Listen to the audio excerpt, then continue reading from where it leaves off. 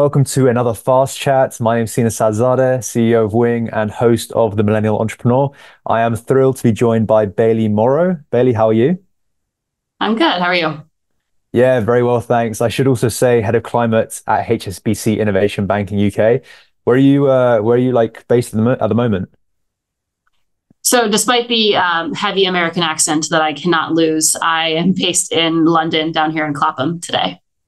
Oh, very cool. Did you always work in the UK or were you working in the States before?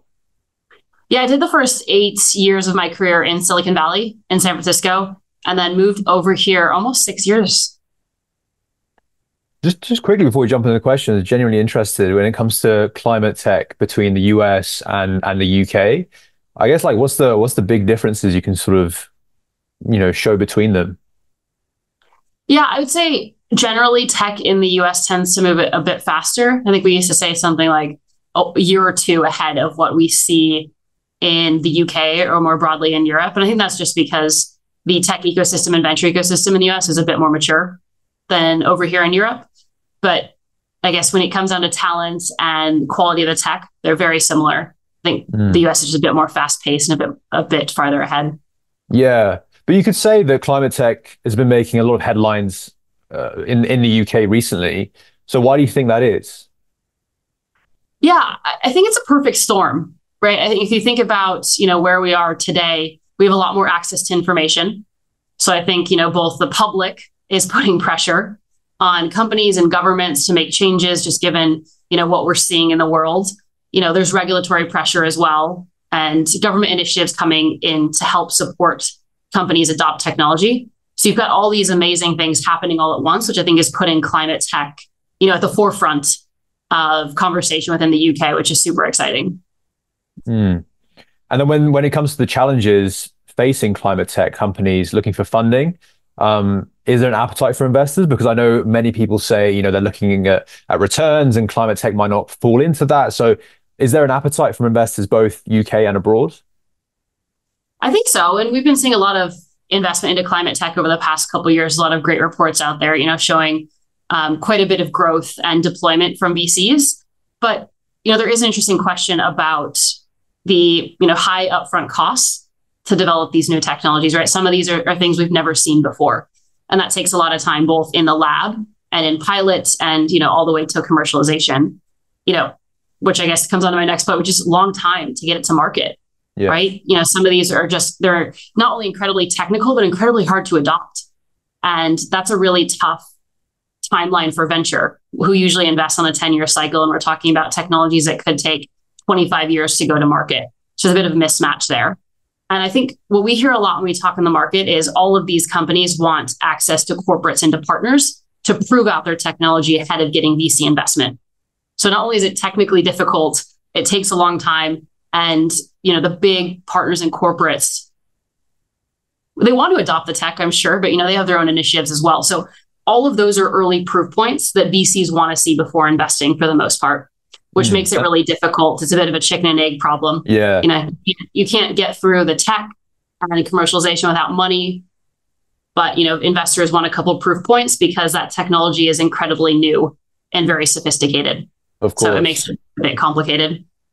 And how do you see it kind of evolving in the next sort of, because you said, the cycles are so long. How do you see it evolving in the sort of medium to long term?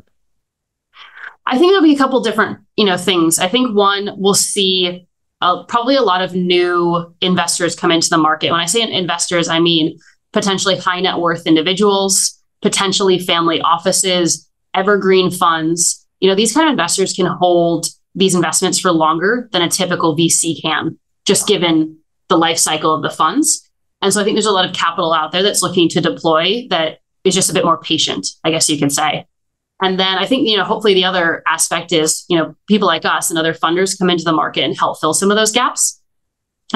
We all want to, push some of this technology forward as well. So there is an interesting opportunity to partner alongside VCs or other investors to really help move some of this technology forward. Mm. And currently, I think it comes to your point, blended financing is very popular in today's sort of investment climate. So can you sort of explain what that is and tell us more about it? Yeah. So I think, blended capital stacks are really, really exciting because it's it's probably the best way for a company to go from an ideation into commercialization. And really the way I think about it is a couple different partners coming together to plug different gaps in, the company's balance sheet along the way. So, first, when you're starting out, you typically go for grants. You're working pretty closely with universities or governments, and you're starting with grants on the cap table. And then if you can prove out your technology enough, you're looking at venture capitalists or some kind of external capital coming in. And then once you have a bit of what we call bankability, you go to the banks and you go bring on debt. So now we've brought in 3 different funding sources. You've got, grants, and you've got equity, and you've got debt, all of which, bring something different to the table at different stages within the company's life.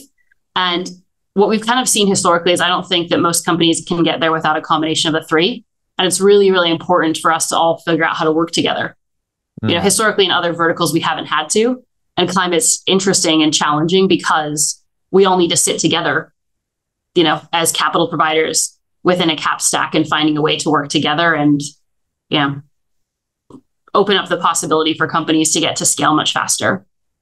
Yeah, that's very interesting and very unique, I guess, within this industry. Like when you have the different blend of the different finance partners, a question that comes up is what can those individual partners provide in terms of support, and how do they sort of complement one another to support the climate tech's cause?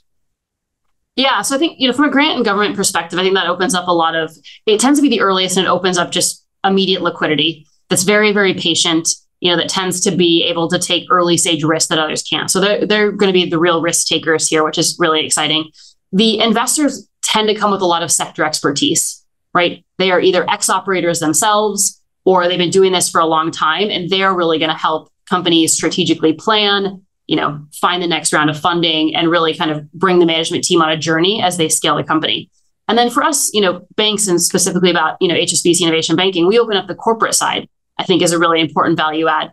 Not only ourselves, but other corporates need to be on a net zero journey. And I think the only way they're likely to get there is by utilizing other technologies. So we not only can bring capital as an example, but also, a wider, I think, array of opportunities from a partnership perspective that could really help companies get to the next stage. That sounds very exciting. And I wish I could ask more, but this is a fast chat, so we have to sort of limit it there. But thank you so much, Bailey, for coming on. And it was a pleasure talking with you. Thank you so much. Yeah, thanks for having me.